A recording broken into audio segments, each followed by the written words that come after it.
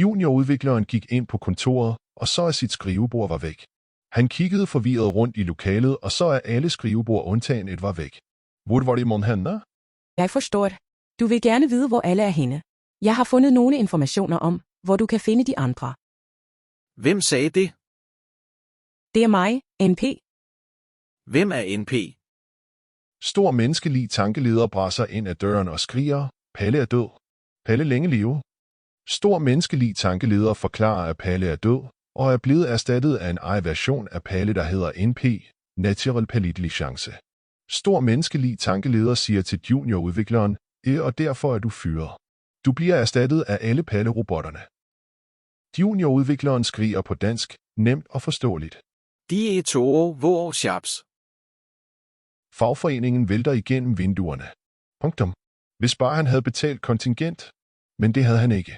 Punktum. Alle i bussen råbte, men du kan få fradrag for dit kontingent. Kæmpe skål. Punktum. OK, men tilbage til plottet. Jeg kan forstå, at du gerne vil vide mere om plottet. Jeg har tjekket alle volumener igennem, og kan ikke finde det.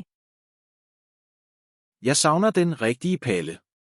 Det er som at Natural Intelligence ikke er en god erstatning for den rigtige Palle.